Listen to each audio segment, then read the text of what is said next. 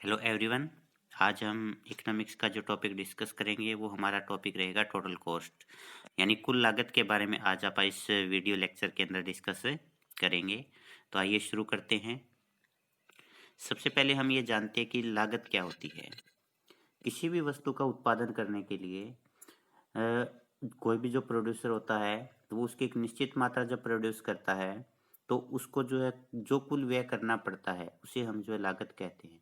जैसे मान लीजिए एक व्यक्ति है, उसने जो है एक्स वस्तु की 50 इकाइयों का प्रोडक्शन किया और उन 50 इकाइयों का प्रोडक्शन करने के लिए उसे जो उत्पादन के साधनों का प्रयोग करना पड़ा, कच्चे माल का प्रयोग करना पड़ा, बिजली का प्रयोग करना पड़ा या अन्य आगतों का प्रयोग करना पड़ा। उन सारी की सारी आगतों के ऊपर उसको जो है 1000 रुपये का खर्च आता है। तो इस प्रकार से ये जो 1000 रुपये है इसको आप जो है लागत कहते हैं। तो किसी भी वस्तु की एक निश्चित मात्रा का प्रोडक्शन करने के लिए जो सारा खर्चा आता है उसे सारे खर्च को हम जो है वो लागत कहते हैं। अब लागत फलन क्या होता है? लागत फलन एक वस्तु की उत्पादन की मात्रा और उस वस्तु की लागत के बीच में संबंध दिखाता है। जैसे cost is a function of जो वो क्यू कि एक वस्तु की जो लागत है वो उसकी जो क्वांटिटी पर निर्भर करती है। अब ये जो क्वांटिटी ये लेबर से बनेगी, कैपिटल से बनेगी, कच्चे माल से बनेगी, तो उन सभी के बीच में के कारण जो वो जो है एक प्रोड्यूसर जो उसको लागत उठानी पड़ती है। तो ये जो लागत फलन होता है ये दो प्रकार का होता है, एक तो अल्पकालीन लागत फलन और दूसरा दीर्घकालीन लागत फलन। अब अपन जो है लागत का है जो उसका परंपरावादी सिद्धांत के बारे में थोड़ा डिस्कस करेंगे, क्योंकि ये हमारे पास में जो लागत को लेकर के जो सिद्धांत है उसके अंदर दो प्रकार की विचारधारा है, एक तो परंपरावादी विचारधारा और दूसरा आधुनिक विचारधारा। तो लागत के परंपरावादी सिद्धांत के अनुसार औसत लागत और जो सीमांत लागत वक्र होते हैं वो यू आकार के होते हैं, और जो परंपरावादी सिद्धांत के विपरीत जो आधुनिक जो लागत का सिद्धांत है उस विचारधारा के जो लोग हैं उनका ये मानना है कि ये जो दीर्घकालीन जो वक्र होते हैं या ये जो लागत वक्र होते हैं जिसके अंदर औसत लागत है, सीमांत लागत है, वो एल आकार के होते हैं। तो परंपरावादी जो सिद्धांत है उस सिद्धांत के अंदर समय अवधि के आधार पर लागतों को दो भागों में बांटा गया है, एक तो अल्पकालीन लागतें और दूसरा दीर्घकालीन लागतें। अब अपन अल्पकालीन लागत के बारे में देखते हैं। लागत का संबंध जो है उत्पादन में प्रयोग होने वाली आगतों से होता है, क्योंकि लागत जो होती है वो आगतों के प्रयोग के परिणाम स्वरूप ही आती है। अल्पकाल में कुछ साधन स्थिर होते हैं और कुछ साधन परिवर्तनशील होते हैं, और स्थिर साधन और परिवर्तनशील साधनों के अनुसार ही जो लागत होती है वो भी दो प्रकार की हो जाएगी, एक तो स्थिर लागत और दूसरा परिवर्तनशील लागत। तो लागत का अध्ययन जो है वो हम कुल लागत, औसत लागत और सीमांत लागत के रूप में करते हैं। तो आज के इस वीडियो के अंदर हम जो है केवल टोटल कॉस्ट के बारे में स्टडी करेंगे। अल्पकालीन लागत, कुल लागत जो होती है अल्पकाल के अंदर वो स्थिर लागत प्लस कुल परिवर्तनशील लागत, यानी total cost is equal to TVC total variable cost plus total fixed cost इसके बराबर होती है। अब ये जो औसत लागत है ये औसत स्थिर लागत और औसत परिवर्तनशील लागत होती है, क्योंकि अगर आप टोटल कॉस्ट को क्यू से भाग दे देते हैं तो ये अपने पास में क्या जाएगी एसी, इसको भी आप जो है क्यू से भाग दे देंगे, इसको भी आप क्यू से भाग दे देंगे, तो ये क्या हो जाएगी AVC plus A F C. तो इस प्रकार से औसत लागत जो होती है वो औसत स्थिर लागत और औसत परिवर्तनशील लागत का जोड़ होती है। और तीसरी हमारे पास में जो लागत है वो सीमांत लागत है। तो इन दोनों प्रकार की जो लागतें इनको आप आगे की वीडियो में डिस्कस करेंगे, आज हम केवल कुल लागत के बारे में डिस्कस करेंगे। तो कुल लागत जो है उसके अंदर हम दो प्रकार की लागतों का अध्ययन करेंगे, एक तो कुल स्थिर लागत और दूसरा कुल परिवर्तनशील लागत। कुल स्थिर लागत के बारे में अब आप देखते हैं कि किसी एक वस्तु की एक निश्चित मात्रा का उत्पादन करने के लिए उत्पादक को जो कुल मुद्रा व्यय करनी पड़ती है उसे हम कुल लागत कहते हैं। अब अगर हम इसी के आधार पर देखें तो हमें पता है कि अल्पकाल के अंदर जो उत्पादक है उसको दो प्रकार के साधनों पर व्यय करना पड़ता है, एक तो स्थिर और दूसरा परिवर्तनशील। तो स्थिर साधनों की जो लागत होती है उसको हम स्थिर लागत कहते हैं, और जो परिवर्तनशील लागत साधन प्रयोग किए जाते हैं उन साधनों पर जो व्यय करना पड़ता है उसको हम जो परिवर्तनशील लागत कहते हैं। तो इस प्रकार से जो टोटल कॉस्ट है वो total fixed cost plus total variable cost, यानी कुल लागत जो होती है वो कुल परिवर्तनशील लागत और कुल बंदी लागत का या कुल स्थिर लागत का जोड़ होती है। और हमें जो मुख्य रूप से बात ध्यान में रखने है वो ये है कि जब कभी भी उत्पादन की मात्रा बढ़ेगी तो कुल लागत जो है पहले से कभी भी कम नहीं हो सकती, क्योंकि जब भी कुल उत्पादन बढ़ेगा तो हमें कुछ साधनों की मात्रा को बढ़ाना पड़ेगा, और जब कुछ साधनों की मात्रा को आप बढ़ाएंगे तो उसकी वजह से उनके ऊपर व्यय पहले से ज्यादा ही होगा, व्यय में पहले से कभी भी कमी नहीं हो सकती। परिभाषा ब्राउनिंग के अनुसार कुल लागत उत्पादन के प्रत्येक स्तर पर कुल स्थिर लागत और कुल परिवर्तनशील लागत का जोड़ है, यानी T C is equal to TVC plus T F C, कि ये कुल परिवर्तनशील लागत और कुल स्थिर लागत का जोड़ है। अब आप कुल स्थिर लागत के बारे में देखते हैं कि अल्पकाल जो होता है, अल्पकाल के अंदर हमें पता है कि उत्पादन के कुछ साधन स्थिर होते हैं, और ये जो स्थिर साधन होते हैं इन स्थिर साधनों पर जो व्यय किया जाता है उसे हम स्थिर लागत कहते हैं। तो अल्पकाल में स्थिर साधनों की लागत को हम जो स्थिर लागत कहते हैं। इसके अंदर किराया है कि किसी ने दुकान कर रखी है, दुकान का किराया फिक्स है, वो दुकान में दुकान को खोले या ना खोले उसे जो है ये लागत वहन करनी पड़ेगी। पूंजी पर ब्याज है, लाइसेंस फीस है, तो ये जो व्यय होते हैं फिक्स्ड होते हैं, इनका उत्पादन की मात्रा से कोई लेना देना नहीं होता कि उत्पादन अगर बढ़ेगा या उत्पादन कम होगा। ये जो कुल बंदी लागत है, कुल स्थिर लागत है, इसमें कोई परिवर्तन नहीं होता। तो अगर हमें कुल स्थिर लागत निकालनी है तो इसको हम क्या करते हैं कि जो स्थिर साधनों की मात्रा है उसको स्थिर साधनों की कीमतों से गुणा कर देते हैं।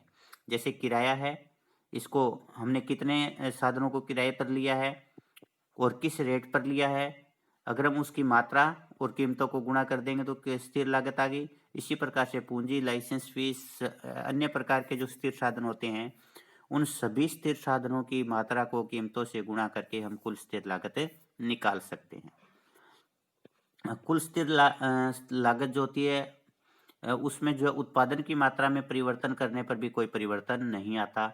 यानी मान लीजिए कि अपने पास में जो फिक्स्ड कॉस्ट है वो 10 रुपए है, तो अगर आप 0 उत्पादन कर रहे हो तो भी 10 आएगा, अगर आप 10 वस्तुओं को उत्पादन कर रहे हो तो भी कुल बंदी लागत या कुल स्थिर लागत है वो 10 रुपए रहेगी, और अगर आप 100 इकाइयों का उत्पादन करते हो तो भी लागत जो इतनी ही रहेगी।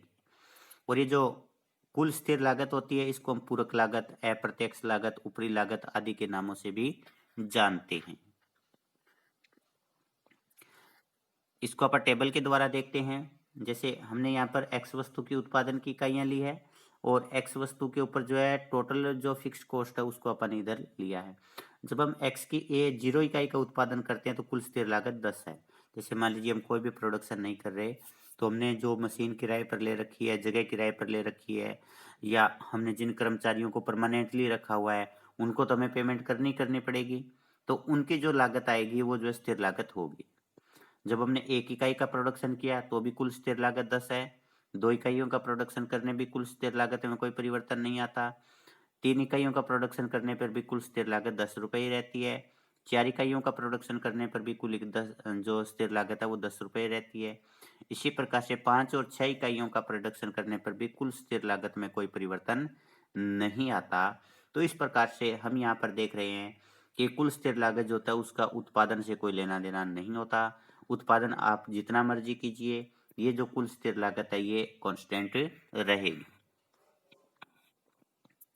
इसके बाद हमारे पास में ये रेखा चित्र है जिसके अंदर हमने ओ एक्स एक्स के ऊपर यूनिट्स ऑफ आउटपुट लिया है और इधर अपन ने कॉस्ट लिया है। जब हमने 1 इकाई का प्रोडक्शन किया 10 रुपये लागत, जब हमने 2 इकाइयों का प्रोडक्शन किया 10 रुपये लागत, जब हमने 3 इकाइयों का प्रोडक्शन किया 10 रुपये लागत, चौथी इकाई का प्रोडक्शन करने पर भी 10 रुपये लागत आती है। इस प्रकार से हम जैसे जैसे प्रोडक्शन को बढ़ाते जाएंगे ये जो कुल बंदी लागत है ये इतनी ही रहेगी।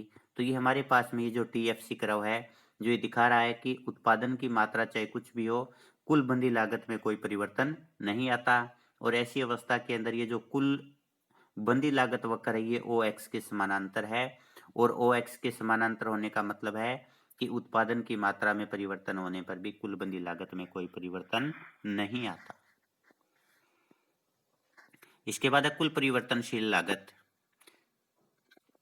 कुल परिवर्तनशील लागत जो होती है इसको हम प्रमुख लागत या प्रत्यक्ष लागत भी कहते हैं, क्योंकि परिवर्तनशील लागत के ऊपर जो उत्पादक का कंट्रोल होता है और मुख्य रूप से उत्पादक जो है इसी लागत को लेकर के जो है अपने डिसीजन लेता है, इसलिए इसको जो प्रमुख लागत या प्रत्यक्ष लागत भी कहते हैं।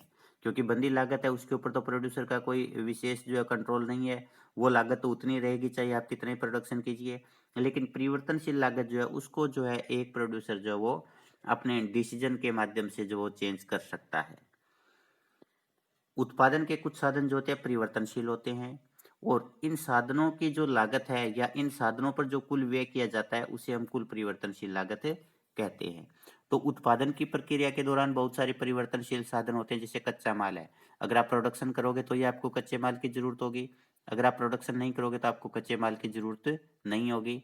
इसी प्रकार से जो दैनिक मजदूरी पर काम करने वाले श्रमिक हैं, अगर आपने काम उत्पादन किया है तो आप श्रमिकों को काम पर बुलाओगे, उनको पेमेंट करोगे। अगर आप काम नहीं कर रहे हो, प्रोडक्शन नहीं कर रहे हो, तो किसी भी श्रमिक को काम पर नहीं बुलाया जाएगा, तो उनकी लागत है वो भी क्या है, परिवर्तनशील लागत है। इसी प्रकार से जो टूट फूट होती है, टूट फूट तभी होगी जब प्रोडक्शन किया जाएगा और उस पर व्यय भी तभी होगा। अगर हम प्रोडक्शन नहीं कर रहे, हमारी फैक्ट्री बंद है, तो वहां पर जो टूट फूट नहीं होगी, तो उसकी वजह से जो वो कोई लागत भी नहीं आएगी टूट फूट की। तो इस प्रकार से ये जो लागतें होती है जिनमें जो है परिवर्तनशील साधन होते हैं, उन साधनों की लागत को हम परिवर्तनशील लागत कहते हैं। कुल परिवर्तनशील लागत में उत्पादन की मात्रा में परिवर्तन होने पर परिवर्तन होता है, कि अगर हम उत्पादन बढ़ाएंगे तो ये परिवर्तनशील लागत बढ़ जाएगी, और अगर हम उत्पादन कम करेंगे तो कुल परिवर्तनशील लागत भी कम हो जाएगी, और अगर हम उत्पादन शून्य कर रहे हैं तो कुल परिवर्तनशील लागत जो है वो शून्य हो जाएगी। तो इसमें कच्चे माल पर व्यय है, बिजली पर व्यय है, टूट फूट पर व्यय है, आदि को हम जो है परिवर्तनशील लागत में शामिल करते हैं। इसको अब आप टेबल के द्वारा भी देखते हैं कि हमने उत्पादन की इकाइयां ली है, 0 इकाई 0 लागत। ये देखिए जब हमने उत्पादन कुछ भी नहीं किया तो कॉस्ट भी कुछ भी नहीं है, टोटल वेरिएबल कॉस्ट है वो शून्य है। 1 इकाई का प्रोडक्शन करने पर लागत 10 रुपये, 2 इकाइयों का प्रोडक्शन करने पर लागत 18 रुपये, 3 इकाइयों का प्रोडक्शन करने पर लागत 24 रुपये, 4 इकाइयों का प्रोडक्शन करने पर लागत 28 रुपये, 5 इकाइयों का प्रोडक्शन करने पर लागत 32 रुपये, 6 इकाइयों का प्रोडक्शन करने पर लागत 38 रुपये, 7 इकाइयों का उत्पादन करने पर लागत 46 रुपये, 8 इकाइयों का प्रोडक्शन करने पर लागत 62 रुपये। अब अगर हम यहाँ पर नोट करें तो देखिए शुरू के अंदर लागत 10 रुपये बढ़ी है, इसके बाद लागत में 8 की वृद्धि, इसके बाद 6, इसके बाद 4, इसके बाद 4, इसके बाद फिर से 6, इसके बाद 12 और इसके बाद में 16। तो इस प्रकार जब तक लागत कम हो रही है तब तक हम पैमाने के बढ़ते प्रतिफल प्राप्त हो रहे हैं, और जब लागत स्थिर हो गई है या लागत में होने वाली वृद्धि है अगर वो स्थिर हो गई है तो उस अवस्था के अंदर हमें जो है पैमाने ये जो है वो उत्पादन के समान प्रतिफल प्राप्त हो रहे हैं। और एक अवस्था के बाद में लागतों में जो वृद्धि है वो पहले से अधिक होने लगती है, तो उस अवस्था के अंदर हमें घटते जो वो उत्पादन के प्रतिफल प्राप्त होने लगते हैं। तो इस प्रकार से ये जो कुल लागत में जो परिवर्तन है, ये जो है पैमाने के, ये जो अपने पास में जो उत्पादन के प्रतिफल है उसके अनुसार होता है। अगर उत्पादन के बढ़ते प्रतिफल प्राप्त हो रहे हैं तो ये जो कुल लागत में वृद्धि कम होती चली जाएगी। अगर हमें जो है उत्पादन के घटते प्रतिफल प्राप्त हो रहे हैं तो जो कुल लागत है उसमें जो कुल परिवर्तनशील लागत है उसमें बढ़ोतरी पहले से ज्यादा होती चली जाएगी। तो इस प्रकार से कुल परिवर्तनशील लागत जो होती है वो उत्पादन के जो मात्रा है उससे संबंधित होती है। उत्पादन की मात्रा के बढ़ने पर कुल परिवर्तनशील लागत बढ़ती है, उत्पादन की मात्रा के कम होने पर कुल परिवर्तनशील लागत भी पहले से कम होती है।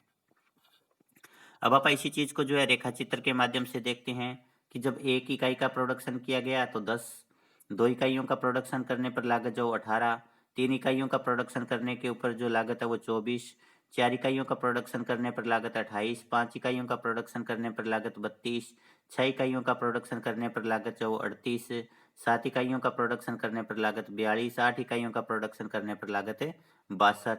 तो इस प्रकार से अगर हम इन बिंदुओं को मिला देते हैं तो हमारे पास में टोटल वेरिएबल कॉस्ट आ जाती है। तो इस प्रकार से ओ एक्स अक्ष के ऊपर आप आउटपुट ले सकते हो और ओ वाई के ऊपर कॉस्ट ले सकते हो। और ये जो कुल परिवर्तनशील लागत वक्र है ये ऊपर की तरफ बढ़ता हुआ होता है। ऊपर की तरफ बढ़ता हुआ कुल परिवर्तनशील लागत वक्र इस बात को दिखा रहा है कि उत्पादन जो है उसमें वृद्धि होने पर कुल लागत में वृद्धि, कुल परिवर्तनशील लागत में वृद्धि होगी, और अगर उत्पादन शून्य है तो कुल परिवर्तनशील लागत भी शून्य है।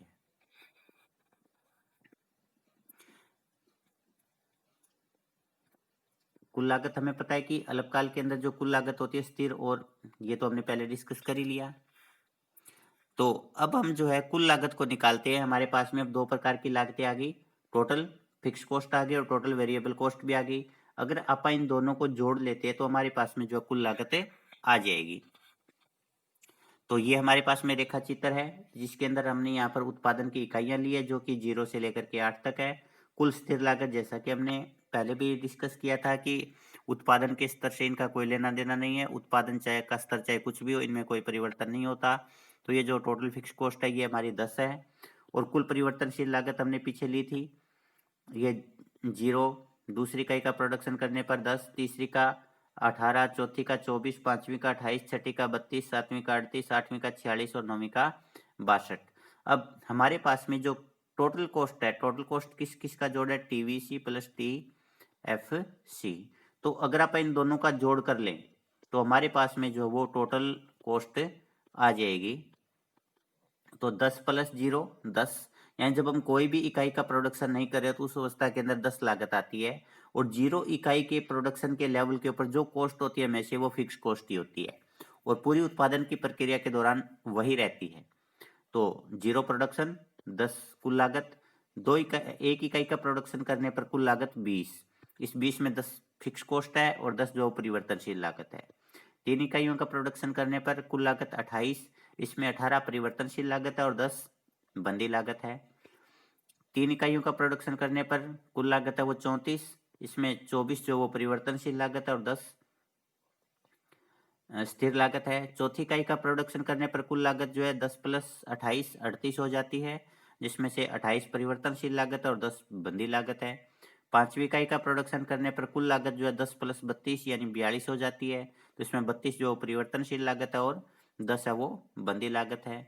6 इकाइयों का प्रोडक्शन करने पर जो कुल लागत 48 होती है। सातवीं इकाई का प्रोडक्शन करने पर कुल लागत जो वो 46 प्लस 10 56, और आठवीं इकाई का प्रोडक्शन करने पर जो कुल लागत है वो 62 प्लस 10 यानी 72 हो जाती है।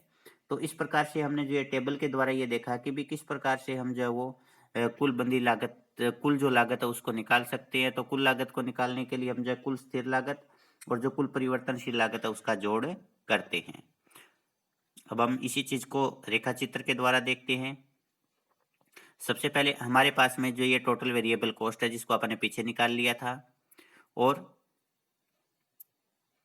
इसके बाद हम जो है फिक्स कॉस्ट निकालते हैं।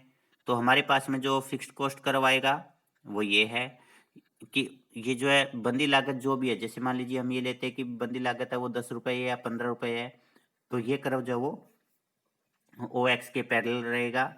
और अब जो टोटल कॉस्ट करवाएगा वो यहाँ से शुरू होगा, क्योंकि जब हमने कोई भी इकाई का प्रोडक्शन नहीं किया तो बंदी लागत आ रही है।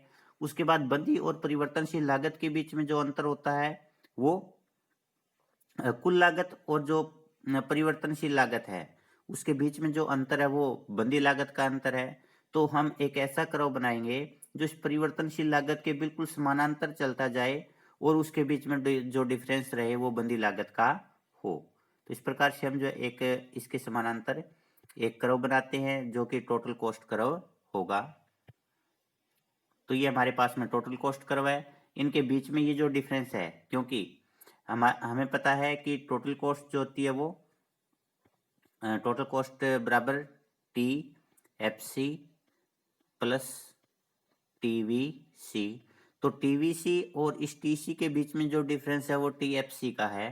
तो इनके बीच में जो अंतर रहेगा वो हमेशा ही टोटल फिक्स कॉस्ट का रहेगा। तो ये जो है टोटल जो वेरिएबल कॉस्ट कर्व है इसके बिल्कुल समानांतर चलता जाएगा और इन दोनों के बीच में जो डिफरेंस है वो टोटल फिक्स कॉस्ट का रहेगा। इसके साथ अपना ये टॉपिक आज का समाप्त होता है। धन्यवाद।